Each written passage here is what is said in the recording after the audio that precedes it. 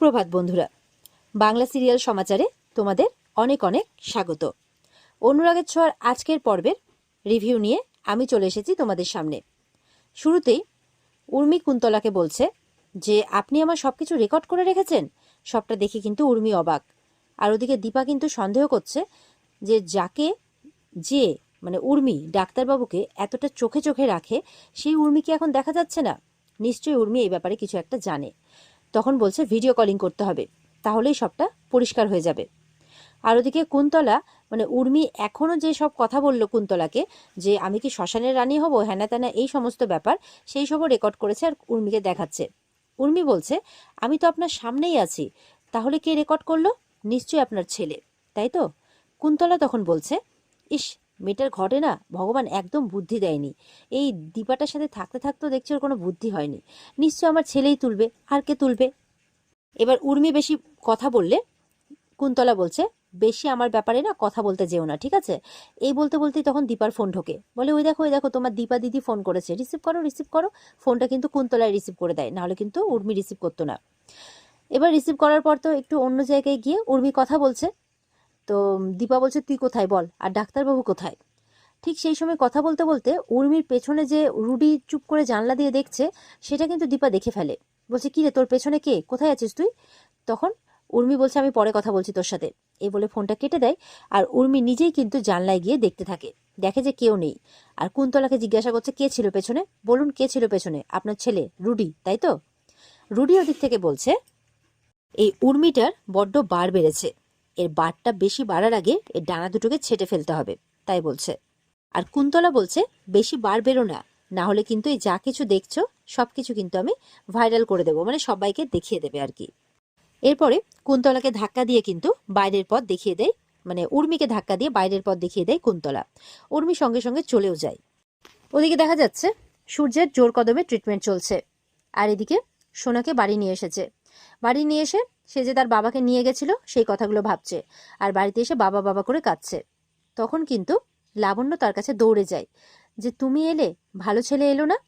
তখন সোনার এত বাজে ব্যবহার লাবণ্যর সাথে, লাবণ্যকে চড় মারতে যায়।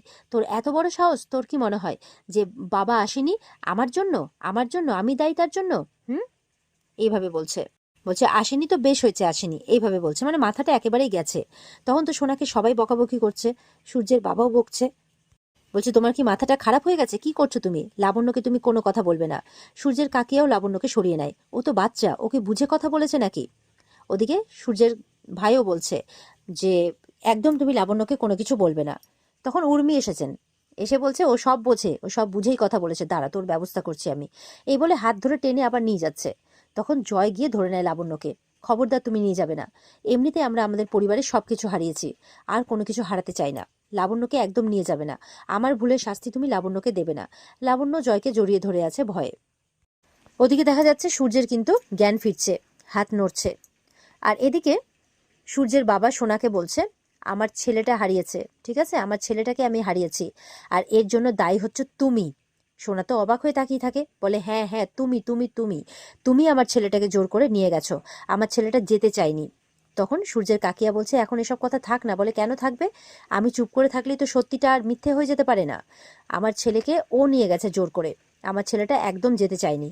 ও না নিয়ে গেলে আজকে আমার ছেলেটার এই পরিণতি হতো না, তো আমার ছেলেটা হারানোর পেছনে ওই দায়ী। সোনা তখন চিৎকার করে হ্যাঁ হ্যাঁ তোমরা তো আমাকেই দায়ী করবে না, এই সব কিছুর জন্য তো আমাকেই দায়ী করবে, পাগলের মতো চিৎকার করছে। সোনাকে থামতে বলে বলে কেন থামবো, আমাকে দোষ কেন দেবে, আমি দায়ী এটার জন্য, আমি দায়ী, মানে সবকিছুতে তো মাকে দোষ দিয়ে দিয়ে হ্যাবিট হয়ে গেছে তার, সে নিজের দোষটা মেনেই নিতে পারে না কখনো, এটাই হচ্ছে তার প্রবলেম। ওদিকে দেখা যাচ্ছে সোনা বলছে আমি দায়ী তো, আমি দায়ী তো, আমি থাকবো না এই বাড়িতে, আমি থাকবো না, এই বলে পেছনছে, মানে পিছনে পিছোচ্ছে আর কি, পিছোতে পা পিছলে পড়ে যায়, মানে হোঁচট খেয়ে পড়ে যায় আর কি আচমকা। ওপর থেকে দেখা যাচ্ছে ঝালরটা পড়ছে। আর সেই সময় কিন্তু দীপা চলে আসে। দীপা এসে দেখছে তার মেয়ের গায়ে তো ঝালরটা পড়ছে, দৌড়ে এসে তখন তার মেয়েকে বাঁচিয়ে নেয়। আর এদিকে দেখা যাচ্ছে সূর্যের কিন্তু অনেকটাই জ্ঞান ফিরে এসেছে, সূর্য উঠে বসার চেষ্টা করছে, আর বারবার করে দীপা দীপা বলে ডেকে যাচ্ছে। দীপার সাথে যে এতগুলো মুহূর্ত কাটিয়ে আসলো দুদিন আগে, সেই কথাগুলো ভাবছে। আর তখন ওখানে কিন্তু একজন চলে আসে, বলছে এই যে দেখলে দেখলে নড়ে উঠলো তো, নড়ে উঠলো তো। তখন তার যে হাত নড়ছে সেটাও দেখছে সবাই। তখন বলছে এই তো উনি বেঁচে উঠেছেন, তাই বলছে। ওদিকে উর্মি বলছে দিদি আবার এসেছে, আবার এসে না আমাকে দোষ দেয়। তখন শুরু করেছে, বলছে যে তুই আবার এসেছিস সেখানে, হুম, তুই কি করতে এসছিস এখানে? দীপা বলছে, তো লজ্জা করছে না এরকম কথা বলতে? আমি না আসলে মেয়েটার আজকে কি পরিণতি হতো, ভগবান আমাকে পথ দেখিয়েছেন। তখন লাবণ্য বলছে, এই তো ভালো মা এসে গেছে, এবার আমাকে এখান থেকে নিয়ে যাবে।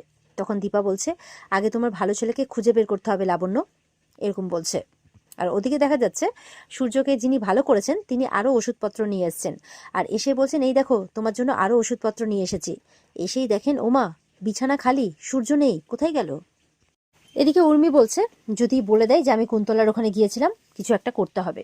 তখন বলছে, এই সবকিছু তোর জন্য হয়েছে, সবকিছু তোর জন্য হয়েছে, ইচ্ছে করে বলছে যাতে ওর উপরে দোষ লাগিয়ে ওকে সবাই ভাগিয়ে দেয়। তখন দীপা বলছে, একদম চুপ করে থাকবি তুই, একটাও কথা বলবি না। আর সূর্যের বাবাকে গিয়ে বলছে, বাবা উনি তো অসুস্থ আর সোনা তো ছোট, আপনি কি করে সোনার ভরসায় ওনাকে যেতে দিলেন? বলে, হ্যাঁ রে, ভুল করেছি। সূর্যের কাকিয়া বলছে, ও তুমি আমাদেরকে দোষারোপ দিতে এসছো? দোষারোপ? আমাদের বাড়ির ছেলে, বুঝতে পেরেছো? আমাদের কি কোনো কষ্ট হচ্ছে না? এইভাবে বলছে। সূর্যের কাকিয়া তো সবসময় উল্টো পথে হেঁটে এসেছেন, তো আজকে সোজা পথে কিভাবে হাঁটবেন? আজকে উল্টো পথেই হাঁটছেন। বলছেন যে এই বাড়িটাকে নাকি দীপা দখল করার চেষ্টা করেছে, উর্মিকে নাকি ফাঁসানোর চেষ্টা করেছে, তাই আজকের এই পরিস্থিতির জন্য নাকি দীপাই দায়ী। সোনার অসম্পূর্ণ কাজটা উনি পূরণ করে দিচ্ছেন, কারণ সোনাকে বাঁচানোর পর তো সোনা মা করছে, তাই সোনা যে কথাগুলো বলছিল তার মাকে, সেই কথার পূর্ণতাটা সূর্যের কাকিয়াই এনে দিচ্ছেন আর কি। উর্মি তো এবার কথার লাইন পেয়ে গেছে, বলছে যে হ্যাঁ, এই যে আজকে সোনার জন্য, সোনার সাথে যে সবকিছু ঘটছে, সোনাকে যে সবাই দায়ী করছে, এটা তো তোরই জন্য হচ্ছে। তুই যদি এই বাড়িতে অশান্তি না করতিস তাহলে সোনা দাদাইকে নিয়ে যেত না, আর এমনটা হতো না, এইভাবে বলছে। দিবা বলছে, ওরা যা বলছে বলুক বাবা, আপনি কি বলছেন? আপনি ওকে একই জিনিস মানেন? আপনি তো আমাকে চেনেন, বলুন। আমি তো আপনার ছেলেকে যখনই এটা বলতে গেছে, বলে, এই তুমি থামো তো, এবার তুমি থামো, বুঝতে পারলে, তুমি এবার যাও। সূর্যের বাবা বলছে, অনেক হয়েছে, হ্যাঁ অনেক হয়েছে, আমাদের যা ভবিতব্য আছে আমরা মেনে নেব, তুমি যাও তো বাবা এবার এখান থেকে, এইভাবে বলছে। আচ্ছা, মুক্তি দাও আমাদের, মুক্তি দাও, তাই বলছে। এবার সোনা এসেছে বাকিটা পূরণ করতে, বলছে, এক্ষুনি বেরিয়ে যাও তুমি এই বাড়ি থেকে, আজকে যা কিছু আমার সাথে হয়েছে না, সবকিছু তোমার জন্য হয়েছে, একদম তোমার জন্য হয়েছে, যেমনটা করে আর কি। দীপা বলছে, তাহলে কেন মা বলে ডাকলি আমাকে? বলে, ভুল হয়ে গেছে, ভুল হয়ে গেছে, একদম ভুল হয়ে গেছে আমার, তাই বলছে। তুমি আমার জীবনে মা নও, তুমি মার রূপে অভিশাপ, তাই বলছে। তখন তো রূপা আসে, বলে, তোরা মানুষ রে, এইভাবে কথা বলছিস? রূপা বলছে, তোমাদের বাড়ির ছেলে হারিয়েছে তোমাদের দোষে, আর সেটার জন্য তোরা মাকে দোষ দায়ী, মানে দায়ী করছো। সোনা বলছে, এই মহিলার দোষে হারিয়েছে, এই মহিলার দোষে।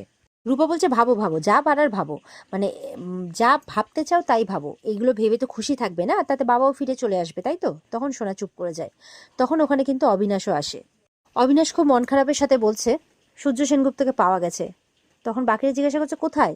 দীপা বলছে, কোথায় উনি? ওদিকে গ্রামের লোকজন কিন্তু প্রচন্ড চিন্তায় পড়ে গেছে, আর এদিক ওদিক ছড়িয়ে ছিটিয়ে এবার সূর্যকে খুঁজছে। বলছে, উনি তো অসুস্থ, উনি বেশি দূর যেতে পারবেন না। আর এদিকে অবিনাশ বলছে যে কয়েকটা বডি জলে পড়েছিল, তার মধ্যে 3টে বডি পাওয়া গেছে, আর তার মধ্যে একটা বডি হচ্ছে সূর্যের। এটা শুনে কিন্তু সবাই অবাক হয়ে যায়।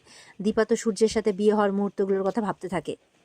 ওদিকে অবিনাশের কথা তো সবাই বলছে, মানে সূর্যের বাবা বলছে, এটা হতে পারে না, কি খবর শোনালে? বলে, এই খবরটা শোনাতে আমারও বিশেষ একটা ভালো লাগেনি, বিশ্বাস করুন। তখন দীপা বলছে, না এটা হতে পারে না। উর্মি বলছে, উনি কি এমনি এমনি বলছেন নাকি, নিশ্চয়ই হয়েছে বলেই বলছেন। দীপা বলছে, এটা হতে পারে না, আমি নিজের চোখে দেখবো, এই বলে দৌড়ে বেরিয়ে যায়। আর দীপার পেছন পেছন জয়, সূর্যের বাবা সবাই মিলে বেরিয়ে যায়। লাবণ্য কিন্তু একাই থাকে বাড়িতে। এদিকে হসপিটালে বডি শনাক্তকরণ করতে এসছে সবাই মিলে। জয় একটা একটা করে সরাচ্ছে, বলছে, না না না, দাদাই নয়, দাদাই নয়। সূর্যের কাকিয়া বলছে, মুখগুলো তো চেনাও যাচ্ছে না ভালো করে, এবার লাস্ট একটাই বডি আছে। জয় বলছে, তাহলে কি ওটা? না না না না না, এটা হতে পারে না, বলে সবাই কাঁদতে শুরু করে দিয়েছে। শোনা গেছে মুখটা দেখার জন্যে। তখন সূর্যের বাবা বলছে, না না, তোকে দেখতে হবে না। দীপা বলছে, আমি দেখতে চাই সামনে থেকে। তখন উর্মি বলছে, তুই এখানে এসব জ্বালাবি, এখানে এসব বিরক্ত করবি, তোকে দেখতে হবে না, তুই বেরা এখান থেকে। ওমা, দীপা ওর কথা শুনে চলেও যায় কাঁদতে কাঁদতে। দীপা চলে যায় সোজা মন্দিরে, মাকে গিয়ে প্রশ্ন করে, আজকে বিপত্তারিণী পুজো, আজকে পুজোর দিনে তুমি আমার জীবনে বিপদ কেন ডেকে আনলে?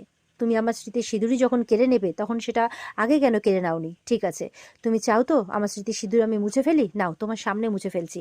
যখনই দাঁড়িয়ে মুছতে যায়, অমনি ঘন্টা একদম তার মাথার মধ্যে লেগে তার স্মৃতি কেটে যায়, রক্ত ঝরতে থাকে, যেন তার স্মৃতিতে একদম সিঁদুর উঠে যায়, মানে কেউ যেন সিঁদুর পরিয়ে দেয়, এরকম একটা ব্যাপার। তখন ওখানকার মহিলারা দেখে অবাক, বলছে, তুমি কোন সিঁদুর মুছবে? যেই সিঁদুর ভগবান স্বয়ং তোমাকে পরিয়ে দিয়েছেন, সেই সিঁদুর? এইভাবে বলছে। তখন পুরোহিত মশাই বলছেন, তুমি পুজো করো মা, পুজো করে সেই ধাগা তুমি তোমার প্রিয় মানুষকে পরিয়ে দাও, দেখবে সব ঠিক হয়ে যাবে। মা স্বয়ং চান তোমার স্বামীকে রক্ষা করতে। এদিকে দীপা পুজো করে, তারপর পুরোহিত মশাই ধাগা দেন আর সেটা পরিয়ে দিতে বলেন। এরপর দীপা আবার হসপিটালে ফিরে এসেছেন, বলছে উনি আমার ডাক্তারবাবু নন। উর্মি বলছে তুই কী করে পারিস রে, কী করে পারিস এরকম কথা বলতে? সূর্যের কাকিয়াও বলছে এরকম সময়ে দাঁড়িয়ে এরকম কথা তোমার মাথায় আসছে? দীপা বলছে ডিএনএ টেস্ট করা হোক বডির, না হলে আমি মানবো না, যদি ম্যাচ করে তো মানবো, না হলে মানবো না। জয় বলছে জামা কাপড়গুলো তো এক। সূর্যের কাকিয়া বলছে এই সমস্ত সিচুয়েশনে তোমার এগুলো মাথায় আসতে পারে, মানে ওরা যেন চায় যে এটা যাতে সূর্যই হয়, এরকম একটা ব্যাপার মনে হচ্ছে ওদের কথাবার্তা শুনে। দীপা বলছে আমি ওনার আইনত স্ত্রী, আমার বলার পুরো অধিকার আছে, আর আমি পুরো বিশ্বাস নিয়েই বলছি, জোর দিয়ে বলছি এটা ডাক্তারবাবু নন। আর ওদিকে দেখা যাচ্ছে সূর্য কিন্তু গ্রামের পথ দিয়ে হেঁটেই চলেছে ওই অসুস্থ অবস্থায়। আর এখানেই কিন্তু আজকের পর্বের সমাপ্তি ঘটে। তো বন্ধুরা, পর্ব তোমাদের কেমন লাগলো, আর আগামী পর্বে তোমাদের কি মনে হয় কি হতে চলেছে? দীপার সাথে কি সূর্যের দেখা হবে? কমেন্ট করে জানাবে আমাদের। দেখা হচ্ছে আগামীকালকে আরেক জমজমাট পর্বের রিভিউ নিয়ে। পর্বের বিস্তারিত দেখতে অবশ্যই স্টার জলসার পর্দায় চোখ রাখবে, আর আমাদের সাথে জুড়তে চ্যানেলকে সাবস্ক্রাইব অবশ্যই করবে। ভালো থেকো সবাই, টাটা।